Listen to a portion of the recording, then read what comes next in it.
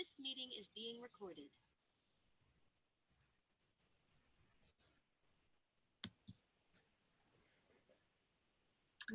Good evening, everyone. I am the Programs and Communications Director for the Newton Free Library. My name is Ellen Myers. I want to welcome you and thank you for tuning in for the last in this year's Poetry Series program, during which we are celebrating National Poetry Month with readings by Harris Gardner, David Miller, and Denise Provost.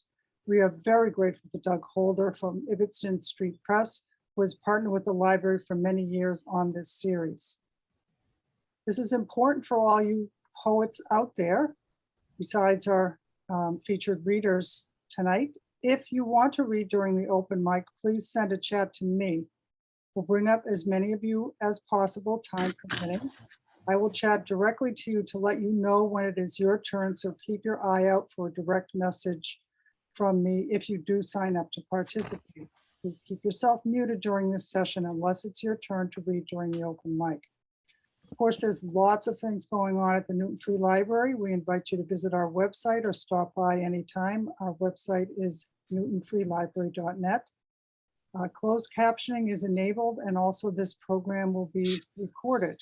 If you want to turn closed captioning on or off, you can click on the CC Live transcript icon at the bottom of your screen and watch the chat for some tips on upcoming library programs. And also I'll put in a link to sign up for library email newsletters. And I want to welcome my recently retired colleague, Jean Holmblad, who led a poetry group of youth for many years at the library, cycling through many, many generations. Sorry, Jean, it makes you sound, mature, shall we say. And she has invited some of them to come, and some of them are here. I can see their faces. So welcome to Jean's Poets. That's right. Thank you, Vicki. And now I'll turn the screen over to Doug. Hello, and thank you for joining for the last in a series of poetry readings till September. And this is our poetry, regional poetry, National Poetry Month reading. So we have regional poets here who are well known and accomplished. And the first one will be Harris Gardner. And Harris is the author of poetry collection Chalice of Eros. He co-authored with Lainey Seneschal. The second book he came out with was No Time for Death. He has two chapbooks, Least They Become and Among Us. And he's been the poetry editor of Ibbotson Street from 2010 to present, co-founder of Tapestry of Voices and Boston National Poetry Month Festival with Lainey Seneschal. And he's recipient of the Ibbotson Street Lifetime Award, Achievement Award, and a citation for the Massachusetts House of Representatives. Welcome, and he has a new book out, No Time for Death, I believe is the name of it. And I think I mentioned that earlier, but Harris Gardner. Thank you, Doug, and thank you, Ellen, and thank you all for being here tonight. This is the new book. This is the cover, No Time for Death. Oh, great shot. And there you go. The cover is done by Bill Kell. It's taken from a work of art from 1890. It's in the public domain. And then he added the death mask and the scythe of the Grim Reaper. So my first poem tonight is Que Sera, Maybe. The best period of my life was. My thoughts meander beyond the horizon, detour back from dead-end streets. Toe stubs, rocks that poke up their heads to see what stirs lazy layers of dust. Feet bleed on thorns of decapitated roses, penance for the breakout rampaging ideas that refuse to return when called home to dinner.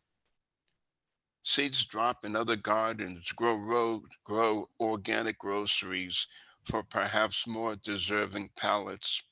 won't recognize the best days ahead, behind or now, as they saunter by, dressed in top hats and tails. No, make that red checkered shirts, open collars and jeans. Better attire to kneel on fresh turned land and nurture what remains. Solid food with a liberal sprinkle of spice, otherwise bland. Que sera, maybe. Have to get me some rope and corral those doggies. No need to have them wander across some other pasture. And just for the sake of doing it early, I'm going to read the title poem called No Time for Death. Time counts down for all of us. 10, 9, 8. None appreciate its flight, the path of no return. Too often we do a slow burn on a short fuse, a little fizzle, a stutter, then it's boom, baby. Our ashes rain down on every abandoned plane called nowhere. No time to complain, to prepare. Not a moment left to reflect, to regret, are laying waste to all our powers. Time is an arbitrary asset. When we shatter the fragile hours, nothing remains in the bone man's sack. We cannot choose to refuse the invitation. We can only walk the walk on the streets of the dead. We can offer up prayers for life on some prefab plane where the CFO keeps a brittle book of our days. Maybe the weights will bounce in our favor.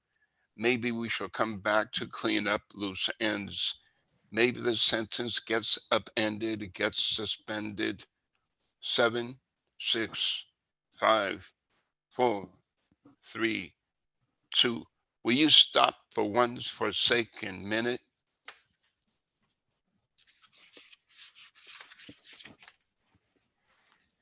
Okay, so the next one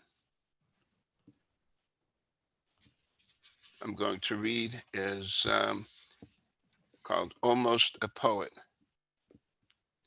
Once upon a clock in a wound down time, an hour starved to shadow, nibbled and nicked by razor seconds that flowed through a slit in its fabric. A bullet built a nest in a young soldier's brain, a youth so certain of forever. Only the old volunteer led foot breaks the called halt to breath.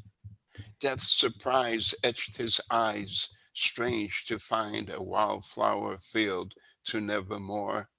In his mud-caked carcass, the medics found half-finished poems, verses penned in a dim light's halo. No closure, no end, unless a home flared a window of his soul with compass wings to dress new stanzas in bone and flesh.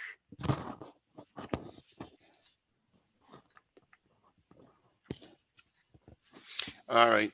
My next poem is going to be a confessional poem. Um, it's about a very specific addiction that is specific to myself, perhaps more common than we would prefer. So this is called addiction.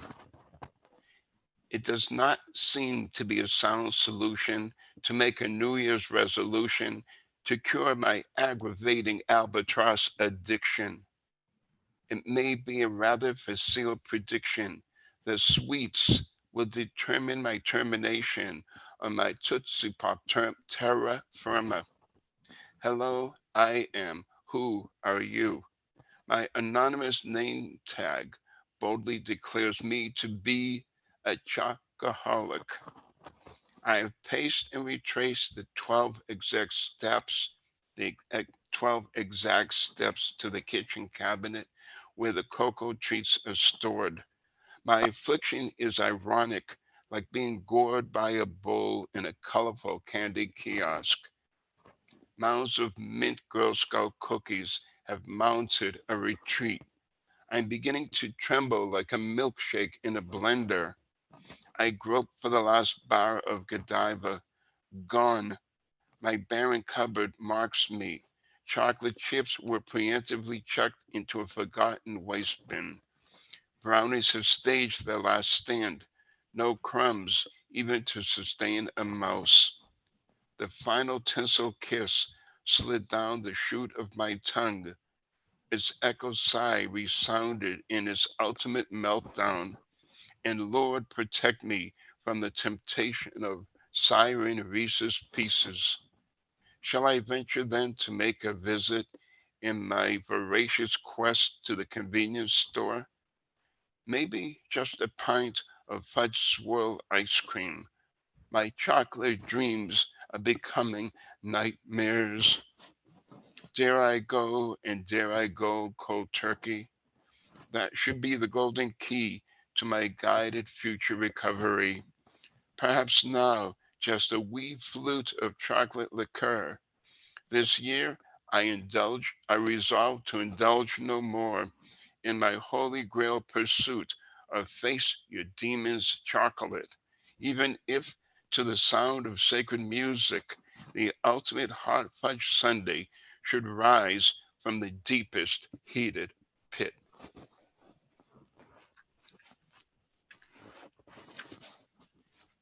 Okay, so this next poem is um, a response poem to a poem by Galway Cannell.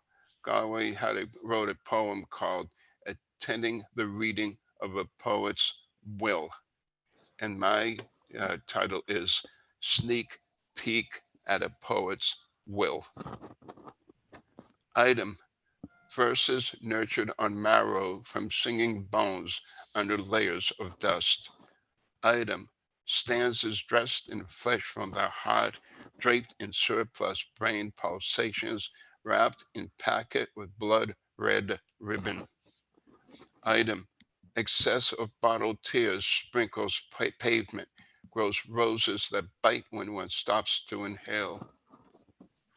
Item: lines borrowed or stolen nudge blank minds in bold directions, serve fresh on special occasions, bury stale thoughts separately. Item: crumpled bag, home to a few nibbled on metaphors, most emotions spent, some wisely, relish the remnants. Item: the desk that birthed overburdened pages can be left to no one. It labors without complaint when images gallop off the pages, become ingrained in splinters and stains. The legs wobble, speak with creaks, untranslated versions. Item: napkins and other inspired fragments thrown in drawers for the moment. This is not the final statement.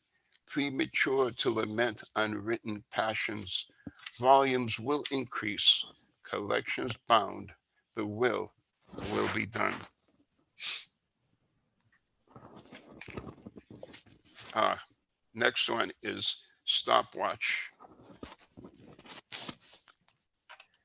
Let's start by shedding all the odd years, then take a match to all the evens. Slice and dice all the minutes until they bleed white. Pound in a block to slow the growling gears. Mortar and pestle the grinding seconds, blunt their bite. Smash all the clocks, yes, the craven cuckoos too. Fast forwarding the film frames few regrets, though the mirror shows the sweep hand rounding your face. There is no crystal case to hold your works. It's not time's business to offer you perks. The crushing RIP tide crinkles your crown. Worn out, you may drown, still in the shallows. Your mind stores snapshots both fuzzy and clear. Photo albums freeze mortality's stare. The lens is keen, it sees what it sees. The present deep cleans an encrusted past, then polishes it to a pristine sheen. Sorry.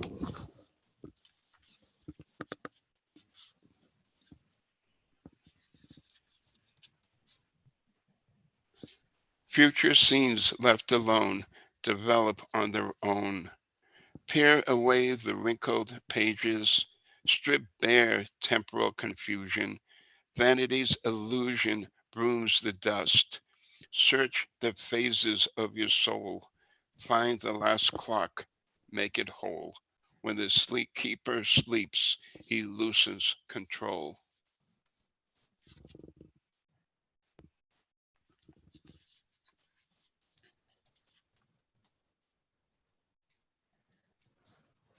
Okay. Okay. The next one is Mortals with Spirits. And that I was at a reading for John Asbury, and the woman who introduced Asbury used a line that said, ended with, "in time passed away." So her name was Sophie Grimes. An Evite landed in my email from cyberspace. My first fleeting thought was to delete it. Unknown address suggested spam, perhaps a virus, heaven forbid. Morbid curiosity deposed the discreet. Open concern turned to amazement. The content stated in a short announcement, "We regret to advise you that time passed away. A wake is scheduled at Chapel of the Stars. All sentiments are welcome. No hour offered, just a date and directions to a mesa in New Mexico and a promise of a spirited event. I don't know when I assented, but arriving there, I found standing room only, not even a seat in sight. Attired in white linen finery, time reposed in open coffin. His shorn locks were at an orderly shoulder length. Former copious beard scythed to a mere Van Dyke. His visage evoked dried figs. We stood still, silence, stunned. All had believed the myth that time was, well, timeless. But there he was, serenely asleep. We recalled the sundry junctions when it was taken for granted. In our youth, we need little noted its flow. Though we had boated daily on the river, now all seemed beyond retrieval.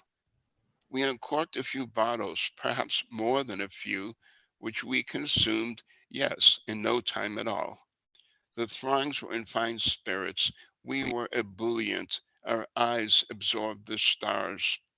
We celebrated, swapped memories, resuscitated some long submerged. The imbibing continued unabated. A last bottle was decisively passed around. Sound was sagely mitigated. We paid our somber respects to departed time. Nothing left to do but to drift back to our separate parts, known and not, somewhat sober, while still a bit drunk, if you must know. Bereft, tottering, we suffered time to pass. Thank you very much, Harris, for your Wait a reading. minute. And it's 7:20. Yeah, you got 20 minutes according to my time. Well, Okay. I started 7:05, but all right. What's that? Go ahead. Uh, Never mind. sorry about that. Uh, Denise Provost. No, actually, yes. Denise, we're gonna have David Miller, actually. Is our next one. And David his collection Bend in the Star was published by the Lilly Poetry Review in 2021. His poems have recently appeared in Meat for Tea, The Poetry Porch, Muddy River Poetry Review, Big City Lit, Lilly Poetry Review, Nix's Mate Review, and Redheaded Stepchild. He is a retired college librarian. David? Thank you, Doug. Hi, everyone. Thanks, Harris. I've really got to tone up my will. I don't really have much of a will. I'm going to read 8 poems from my book, Bend in the Stair. And at the end, should anyone be interested, I'll put in some info about how you might get a copy, but we'll just jump right in. This first one is titled From a House. I come from a house built within whiff of breweries now corked, set at the crotch of a valley whose brook now runs within tubes. House laughing with tailors, machinists, and trainmen, brooding with knitters, waiters, furniture movers, birthday full of chauffeurs and iron workers, vacated by painters, insurance clerks, stagehands. I come from a house traded and kept by Doyle, Ryan, Daly, multiple Murphys, by and by Zuber and Zwerdley, doorbelled with Jaime, Rosado, Vasily, rent fretted by Baez, Curacaos, Van Looy, trudged home and paced overhead by Dugan, Rodriguez, Solcida, where homecomers shook off their days of National Shawmut, Somerset Hotel, Frank's Lunch, Chimes Brownies, wafted their dinners or scooped them from cans. I come from a house where I came to my she out of thin air, my karate heroine, siren of newspaper personals. I come from a house of quadruple mortgages when flappers verged on breadlines, a house whose glass-eyed Downy Flake donuts, house-shilled distilled spirits, Roxbury mattress, a pox after that of emptying lots. I come from a house bought out from under city condemning, its price nailed to the porch, upper third hollowed of walls and plumbing. A house with decades of martial art foot landings, massaged hard into blonde polish, that held itself free from sparks from the torched mattress, nay, stringed instrument factory, the lot's palimpsest soil turned up tubes of catgut. I come from a house with bedroom carpeted floor to ceiling, a flipped shower where cold is code word for hot. A house where four now go out and come back with a homebody mouse. Surprised in the kitchen, it dives down a burner. A house rooted on thickness of pudding stone. A house that shares the water of earth in its basement. A house that stirs in its sleep with the passage of night trains. One thing that's in the book, it's a little bit beneath the surface, but there's a couple of sets of poems that are seasonal cycles. And so I'll read the couple of spring poems that are in there. Today it's been a beautiful spring day, but as people I think around here know, out this way in Eastern Mass, spring can be recalcitrant. So here comes this one. Spring around here. Spring peeps out from underneath its flannel cover, groans, rolls back over on its side, chucks the clock across the room. Spring thinks it's past time we got over this boresome vernal equinox fixation, sick of our gawk at straggling, naive crocuses, forsythia pre-doomed to shrivel in the wake of premature debuts. Spring warms in fits, clenches the frigid, loathes perfume, lets winter flirt and tease, hog the gossip and the news. And screw the sapsuckers. April gives spring a headache. Bumblebees arouse its nectar hangover. Maypole dancers racket and hey nonny in the hedge. The bed shakes, spring calls the cops. They're on parade, so no one answers. Spring tosses back the sheets, puts its peeved face to the window, lets fly its yearly whine, spits out a day of 85 degrees, sneers that maybe now we're satisfied, stuffs the pillow underneath the bed, feet to the floor, flings a final freeze. The other spring poem comes from exactly 2 years ago. And if I didn't tell you exactly 2 years ago, by the end of the poem, you would know it. Easter. In two parts. Easter, 1. Easter morning, with twig ends bare as every April, every homely spring. Only the most impatient leaf buds expose themselves near a month after equinox. Blossoming muted, my roots not to this rhythm. Our meek city lot's wildlife persists, squirrels, sparrows, pigeons. We point and exclaim at a novelty, a goldfinch at the feeder. Its little body tints the entire yard. Here, the season doesn't know florist window eruptions. We settle with gratitude for each day's next appearance of unmuzzled color. 2. This time through, the old blue above us, we flock as faces gridded across indoor screens. More faces appear, thicken to mosaic. Shared sunshine fingers each one's background. This one's library, that one's kitchen. On Sunday, we inhale morning walks through the park, cast side looks at each other's face masks, flamboyant or demure.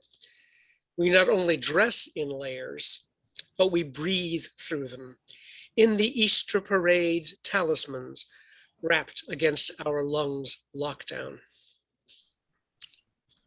There are 3 poems in the book that have the title Porches with different subtitles. So I'll read that set. This first one is more of a summer poem. Porches, Wisteria and its little brother. 1. Rooted thick as a welder's forearm, our wisteria sprawls green across the chain link above the sunken yard. In naked months, its skeleton charts a delirious family tree. When too long untrimmed, it beckons toward ears of passers-by. We find tendrils ripped away, hurled to the sidewalk. The fence's bottom edge wrenches out of plumb. Wisteria has a fetish for the lonely elderly. Its first caress with infant finger seeks the least crevice beneath the eaves, the most modest gap in window frame. It's a patient, tender romance, one shingle eased from the next, body dismembered, plank from desiccated plank. At last, its barked tentacles, grape cluster pendant tresses, cuddle wrap the empty house.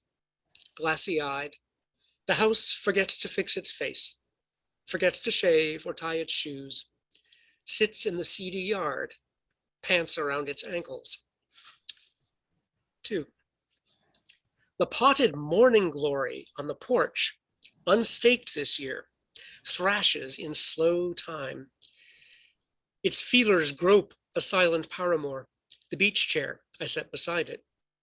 It's an asymmetric love affair. Twinings wrap a boa through the frame. New blossoms push between the webbing. I might have napped in open air this afternoon, found a tentacle at my throat. Much of the book, Bend in the Stair, is concerned with parents, including my late parents and my late in-laws. This next one is in memory of Marjorie Wood Wiley, my mother-in-law, 1921 to 2020. Porches on Chatham Place. A sodden June morning, notebook clumsy on my lap. Settled on a metal tube rocking chair, its arthritic frame inclines forward, thwacks itself backward. The porch is overhung enough to sit outside, watch rain plummet thick. Pen to paper, interrupted by a rabbit at the holly tree, working its jaws, an engine slurping up the greens. It lopes the driveway's edge. Infant robins amplify their starved pleading. A parent bird docks at the nest, shoves some dangling item into an offspring maw. We found this nest outside my wife's childhood bedroom window. We've returned home to her mother, who remains indoors, watched over by her aide from bed to couch to table. Nestlings quiet as mother or father rockets diagonally over my corner of the roof. A parent uproots a worm, drops it on the walk, confirms, grapples it again. Another unfledged outburst from beaks gaping famished in the shrub. Right or watch, exposed and dry, curtained with rain. That same bird flies again on its same tangent. The morning steps ahead as the parents cross off their feed babies item, then add it back. Behind the door, we set a day's first coffee. It gurgles in wait for her mother's waking. And the third of the Porches poems. Porches, the Woodstock Country Inn, Bearsville. Tara annihilates mugwort stalks with vinegar spray. They brown from the base upward. Vinegar wind profuses up to me on the porch. Something's pickled. Swallowtails, lightly exiled, flee abutting butterfly bushes. A speck-sized green spider hesitates to mount the edge of my notebook. The day heads toward 90. Laundry lifts in the light breeze like Richard Wilbur's angels. Pillowcases, bed sheets, from the sleep of the Danish couple who shared Tara's pancakes across the table this morning. She works for the diplomatic service, he for the Ministry of Defense. Denmark shovels 2/3 less GDP to defense than we do. We are not 3 times happier than Denmark. The laundry basket's white, the picnic table beneath the flowing maple white. White wicker chairs decay genteel on our ivory and white overlook. We have taken the white room, everything like that, not sparing throw rugs. David Bowie rented this house 10 summers. Yesterday, a coyote at the border of grass and woods beyond the gravel car park. He allowed eye contact before shying off to the trees. Beyond butterfly bushes and perishing mugwort, the hill falls to an entire high garden of deciduous and evergreen, wedges of Catskills. Sheets flap. A swallow on a dead branch flicks its tail. A bee makes itself heard on its course straight past my ear. I'm thinking of a man who had been, but was not, the thin white Duke, who had been, but was no longer Ziggy Stardust at this porch glass table. The coyote wails from the hills beside him. It fell to earth, my first life on Mars, insisted from my high school FM in a plastic radio box, hippie station faint from a distant city. 2 more poems, and the next one is in memory of my father-in-law, Joseph Norris Wiley, 1919 to 2012. My late father-in-law's new project. In his hospice room, Joe took an exit alone. But our electrical engineer, relentless inventor, never lacks a fresh direction, even now, in a place beyond language. He rewires the forest, though we can't unearth the apparatus. It's all his workshop, like the stream you hear. Wait, isn't that sound a bit too much elsewhere? The same impending babble augmented to widen the radius of hikers' delight. We'll never guess his algorithm for autumn. Each leaf fully chromatic, not one dull, not remnant green after time, but the circuits can't be found. The data desirably obscure.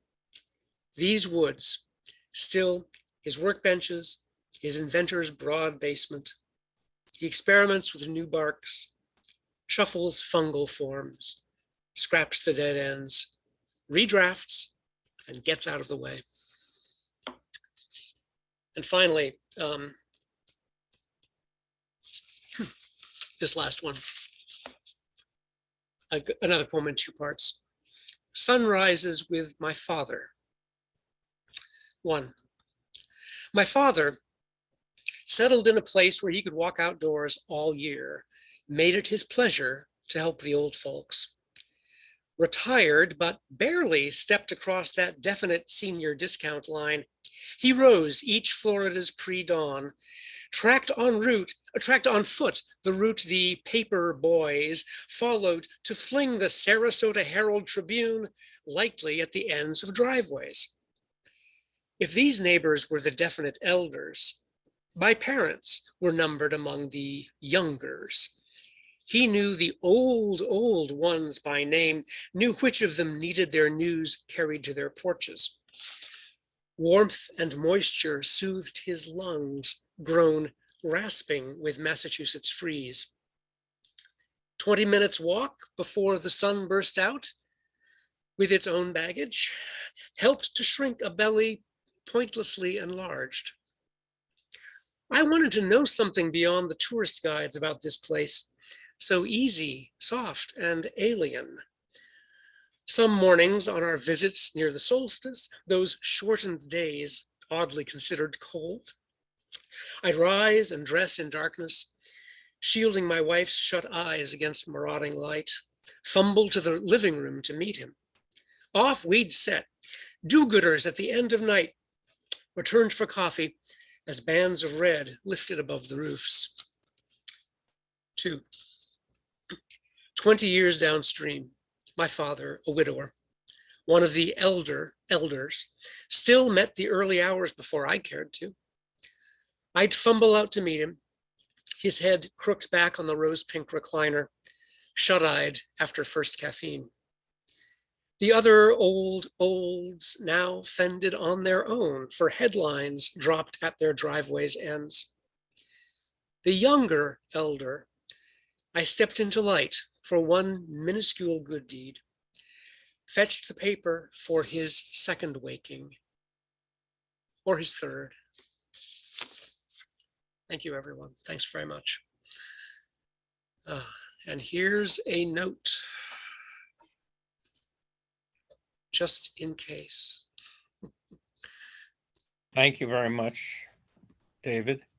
And now we're going to have Denise Provost read, and she is published in such journals as Ibbotson Street, Muddy River, Quadrille, Poetry Porch, Sonnet Scroll, Sanctuary, Light Quarterly.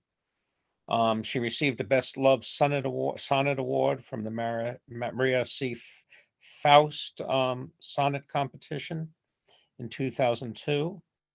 Her chapbook Curious Peach was published by Ibbotson Street Press in 2019, and her collection City of Stories is it's not forthcoming, it's actually been published recently by the Savannah Barber Press. So thank you, Denise. You're not, yeah. I'm unmuted now. No, you're not muted now. You're not muted now. Thank you, Doug, and thank you to Ellen Myers and the Newton Free Library for hosting this reading, to the audience for being here. When I was deciding what to read tonight, I thought, what's different about April? And the answer that came to me first was birds. So I'm going to read poems about birds tonight. Some are literal, some are metaphorical, maybe some are both. The first one I'll read is from my most recent book, City of Stories. It's kind of also my artist statement. It's called The Thraldom of Stuff. With tinsel in her beak, the starling flies away to weave and decorate her nest. I sympathize. I too have magpie eyes, darting around, eventually to rest on that which sparkles or has a dull shine, a shape alluring to behold, enough to prompt me to pick it up, claim it as mine. Oh, what a truly wondrous lot of stuff I'd found right in the gutter of the street. A bicycle reflector, orange gold, a metal earring's rusty filigree, a single smooth and slippery domino. As connoisseur of rubbish, well I know just how to be as happy as a crow. The next poem is called Invisible. I think it was the first poem that I was able to write during lockdown. Invisible. The city is too crowded, chock-a-block. Still, I have found a place where I can walk to hear woodpeckers mining the treetops. Eager to see them, my eyes move aloft, but my presence must frighten them. They stop their mournful sounding, distant hollow knock. When I move again, they resume their tasks with concussion-proof skulls and feathered masks. Thick neck muscles diffuse each more brutal blow, their brains secured inside a spongy bone, protecting them from 1,000 G-force shocks. All this pounding could make their eyeballs pop. A horror, their innermost eyelids stop. Birds intricately made as any clock, such secrets as the microscope unlocks. Mockingbird's Vigil. In vernal equinox's deadly cold, he came to perch and try his melodies, half hidden in a massive maple tree, still leafless. Branches flailed in Arctic blasts, early blossoms killed by successive frosts, late freezing rain augmenting winter's toll.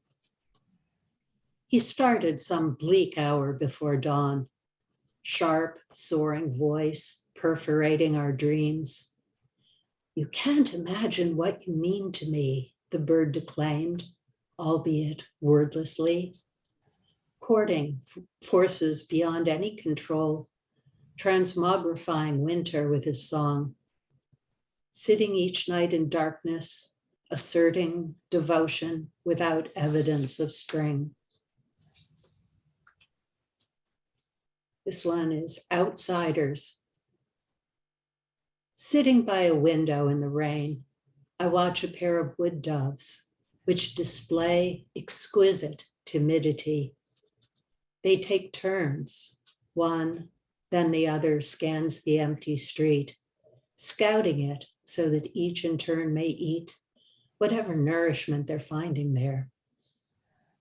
They hide themselves among a busy flock of sparrows to be inconspicuous as they can be with their large rosy feet, pink feathering their breasts' substantial bulk. The watching sparrows flee through chain link mesh. Oh, how the wood doves envy this defense. They stare around with their dark, shiny eyes, then slowly and with noisy effort rise. The next one I'm going to read was in this lovely edition of Ibbotson Street, an excellent poetry journal. And it's called Pecking Order. A pair of cardinals, territorial, have made this sprawling garden their domain. The male, his red feathers sartorial, announces at first light exclusive reign. From a conspicuous tree's apogee, he calls his few notes with authority, as if installed by some papal decree, stating his grand realm's rule assertively. Indifferent sparrows give him deference, knowing they are his kingdom's underlings. A starling sulks, yields birdbath precedence. Two mourning doves flee with a rush of wings. But when the cardinals retreat to sleep, a lawless mockingbird sings just for me. I'm going to read a poem now from my first book, Curious Peach.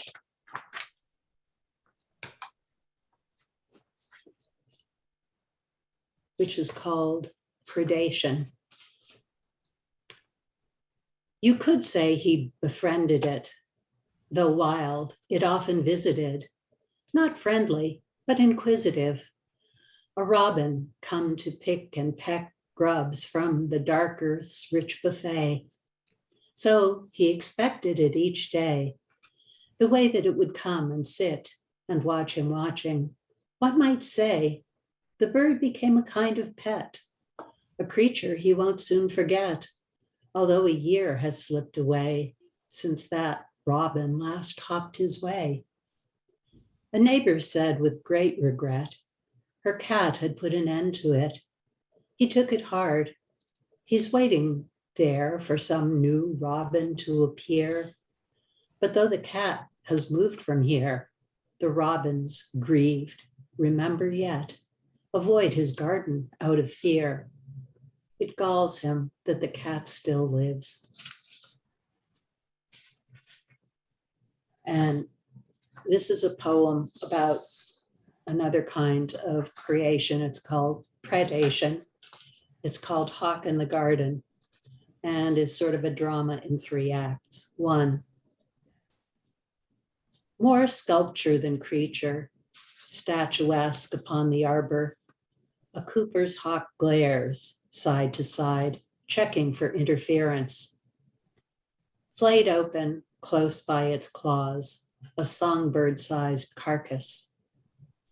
Hawk's curved beak strikes again, again, again, at splayed out flesh, which vanishes, bone splinters flying from a swath of red.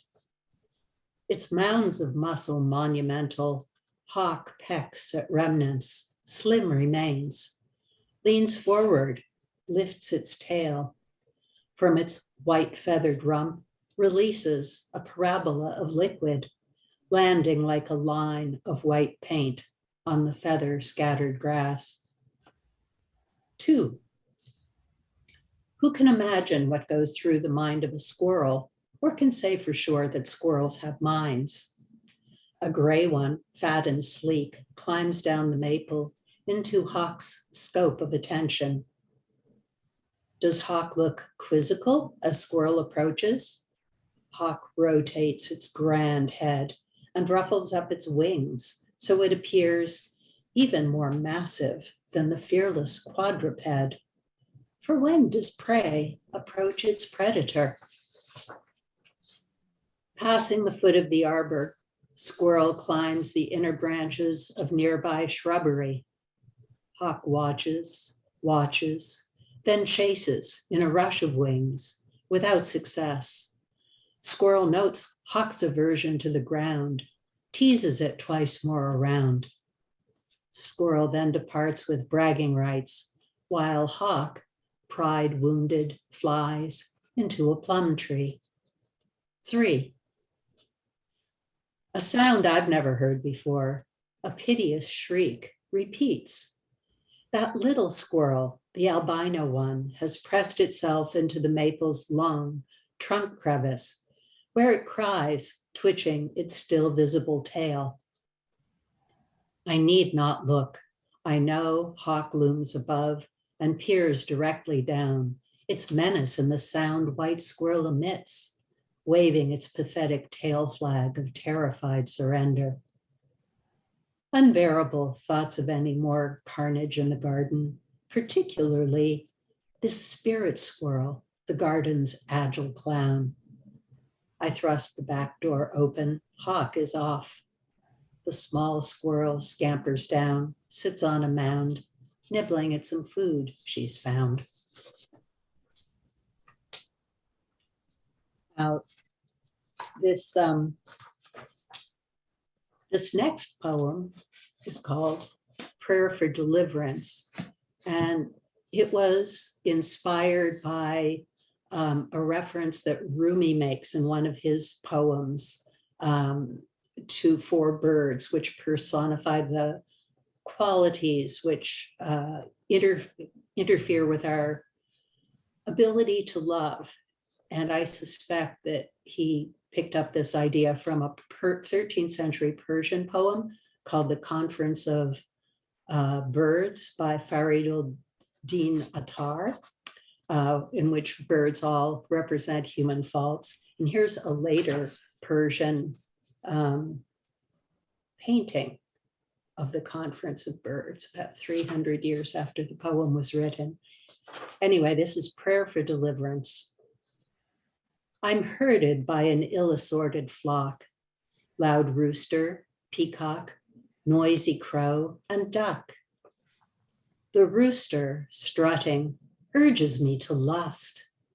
You'd think I'd leave that rooster in the dust to concentrate on cultivating love, transforming rooster into subtle dove. The peacock shrieks for fame, and in my heart, I fan my feathers or such other part of me that might be noticed. Tell me then, how can I change this peacock into wren? The crow, acquisitive, finds things to take, as if asserting ownership could make its life more lovely, stuffing it with things. Banish this crow, give it hummingbird's wings. Then, pushier than all the other three, the foolish duck quacks its false urgency. Protect me from its poking, pecking prowl. Exchange the avid duck for patient owl. And then the last poem I'll be reading is also from Curious Peach. And we're not quite in the season for it yet, but this poem explains in its title, by its title, how the solstice comes. The mockingbird is frantic with desire. Trilling, he calls his lover summer in. Unceasingly, with unconsuming fire, singing his notes of urgent conjuring. The mockingbird awakes before the dawn and starts to woo the sleeping sun to rise. To the plaintive seduction of his song, the planets move, the world opens its eyes. The mockingbird could fit atop my hand, yet its broad voice is taller than the trees, and all who hear him sing can understand his joy, desire, and his ecstasy. The weight of all creation on his wings, the mockingbird, so light, so lightly, sings. Thank you, Denise. Thank you, Harris. Thank you, Dennis. Wonderful reading. The Newton Free Library Poetry Series will resume. We'll have an open mic, of course, but it will resume in September. I don't know if it's going to be live. I hope it will be live, but we don't know yet, right, Ellen? Actually, what I can say is we don't know. That's right. I confirm we don't know because we're still under construction and we have a lot of dominoes to keep lined up before we're able to reopen Group Auditorium. So we'll keep our fingers crossed. Okay, so now for the open mic, Ellen. Yes, and Jessica, you will be speaking first on the open mic. So come on up to the virtual stage and I will spotlight you. Hello, everybody. Thank you so much for including me. It's good to see familiar faces and poets that I've really enjoyed. And I'm going to start off with the Edible Anthology of Poetry Greatest Hits, which I am in with Doug Holder himself. This is a fortune cookie with micro poems in it. So let's see what poem I pick. It might be my own, might be one of Doug's. Who knows? We'll find out. We're going to open the fortune cookie.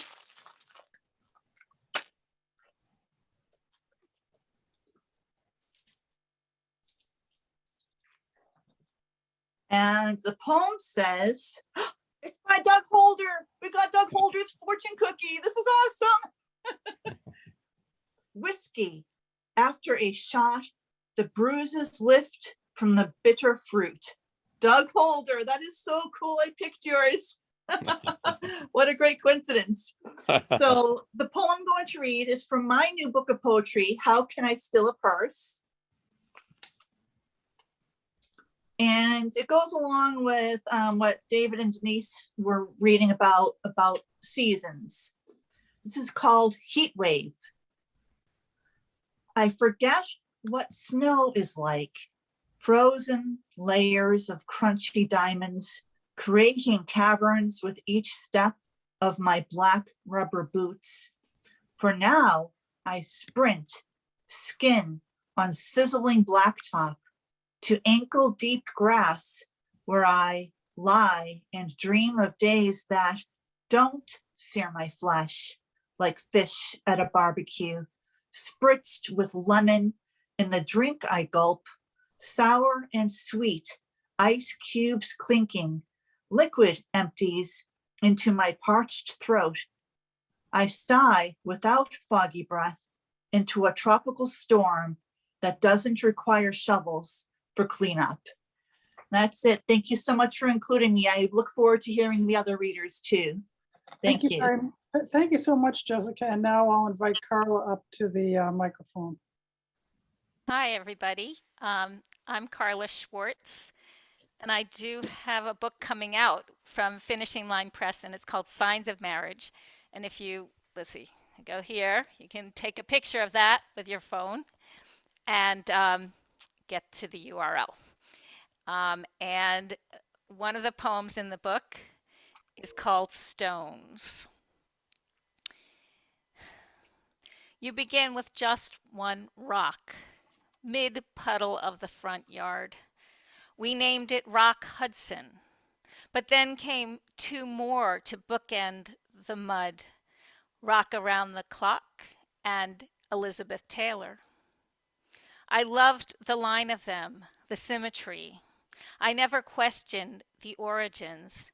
You'd just arrive there at our sunken front yard, one large rock in the wheelbarrow at a time, until this was no random arrangement. You said you had one rule of rock. The flat side always goes down, so that hump side up, a rock might settle into its new home. Next, you made a line of rocks to guide the why of our two stone paths. A kind of smile, I said, a rock smile, and you smiled. And the next day and the next, two more rocks to make the eyes.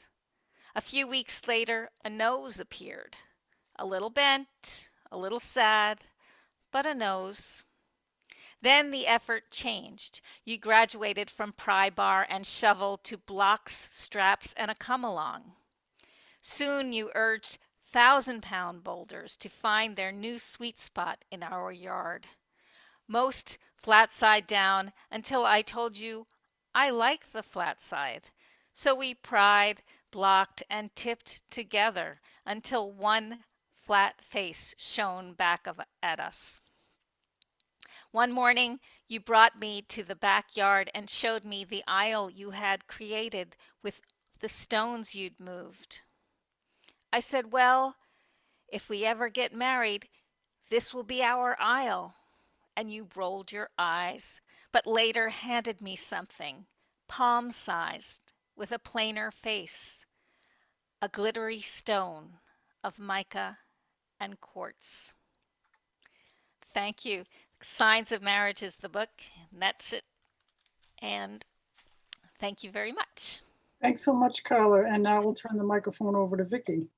Hi. My poem is untitled. Sing softly with autumn beyond the broken black, touch that sacred night. Irresistible wish for beauty, what scent is due. Hope for scattered petals, strange reflections become brilliant fantasies. Harmony and peace storm and bloom into legend. Remember these thousands of shifting names can talk. That's it. Thank you, Vicki. Thank Thank you. Stephen, you're up next. Thank you very much. This poem is recent, March 30th, 2022, entitled Transition. Though all the woods above and around at Breckenridge are silent, paused on spring's threshold, trail and forest floor alike wrapped in fall's brown shroud, blue spruce and mountain laurel proudly green, standing guard over winter's blowdowns. long vistas still open between the thin trunks of baby beeches.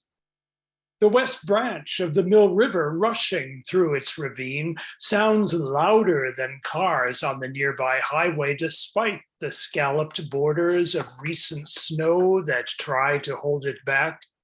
So too, the tributary brooks sidling down to confluence hide under partial lids of transparent ice. The great wheel continues to turn. Thank you. Thank you, Stephen. Thank you. And Chris, you are up next. Thank you, Ellen. Thank you. Thank you all for being here. This is Postcard from the Afterlife. How cool is heaven? Where do I begin here?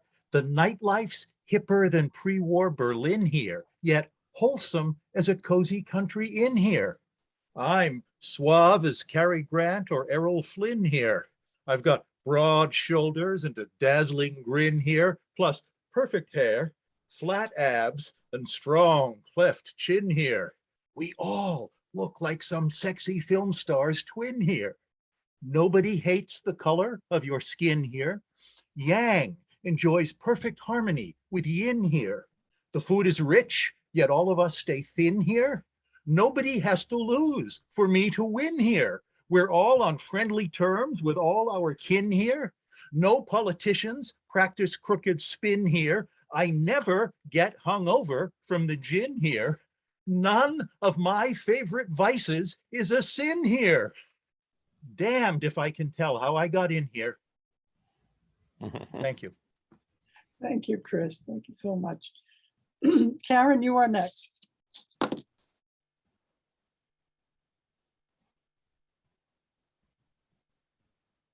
Karen, let's have you Yeah. unmute. Okay. Yeah, thank you. Thank you.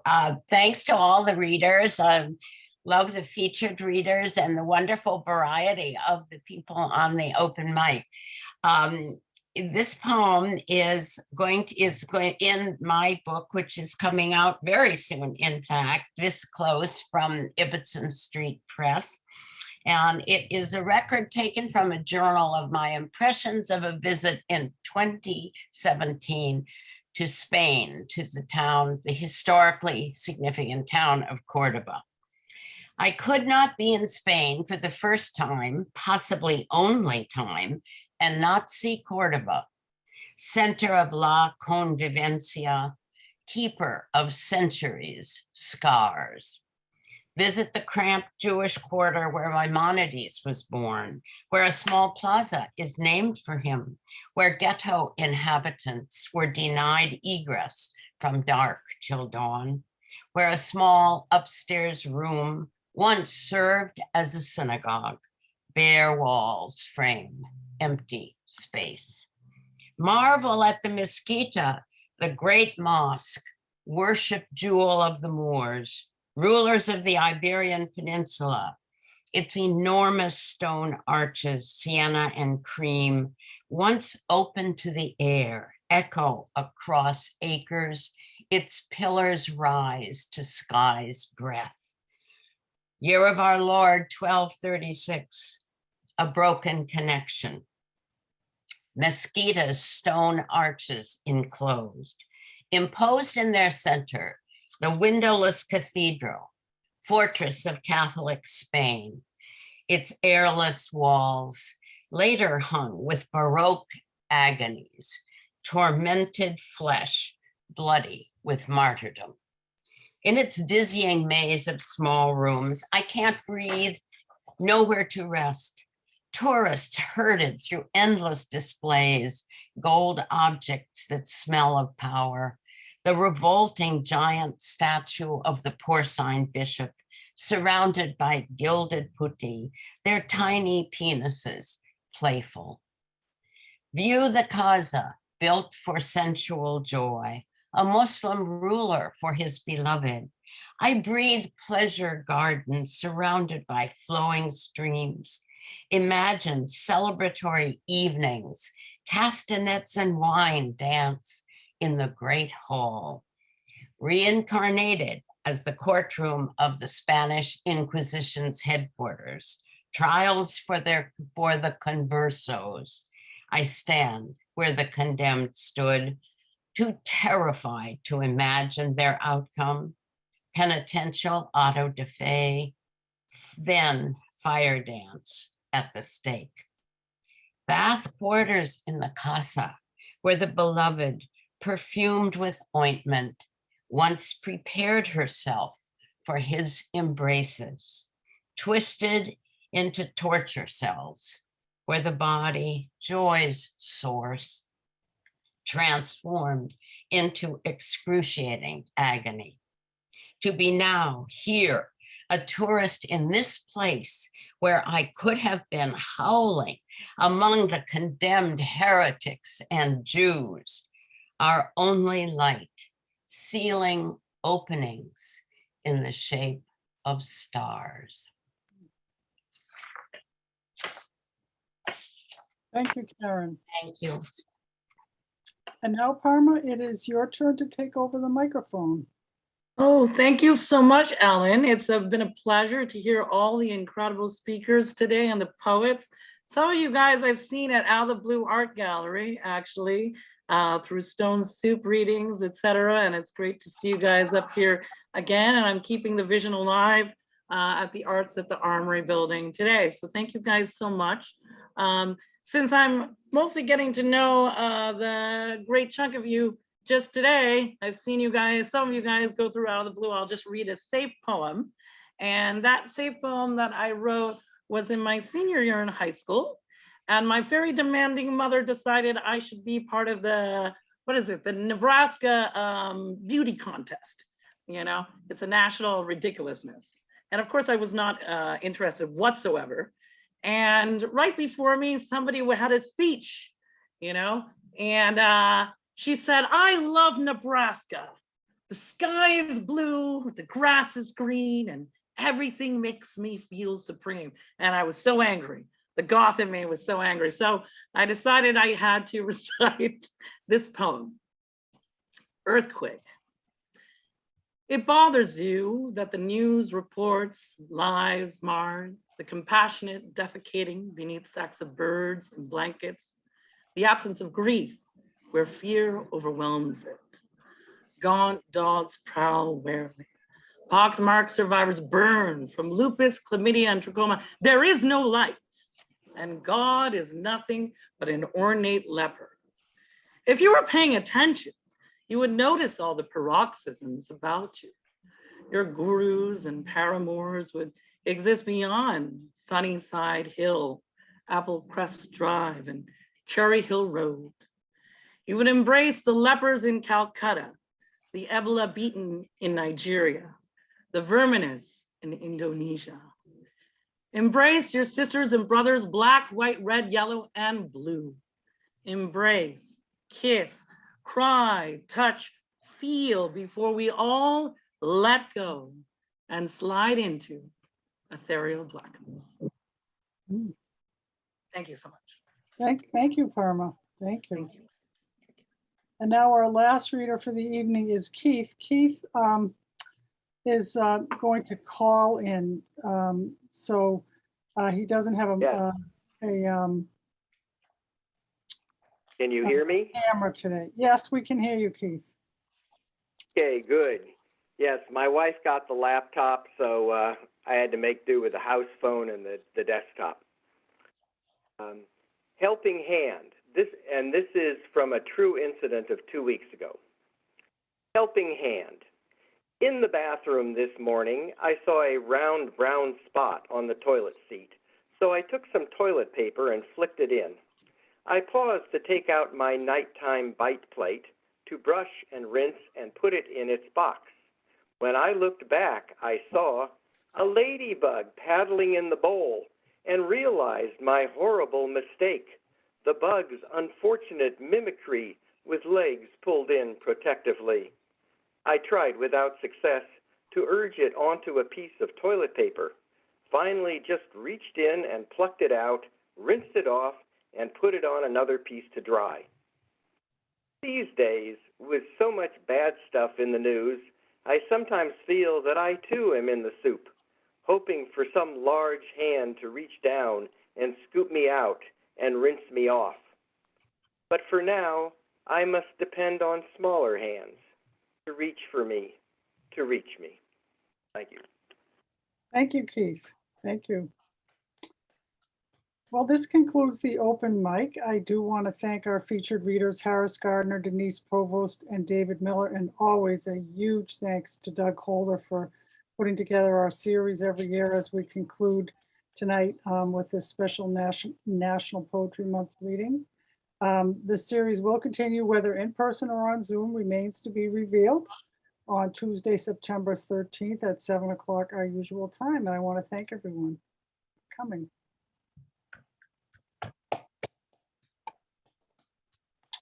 Okay, wish you all a good night, and I will end the program now. Stay safe.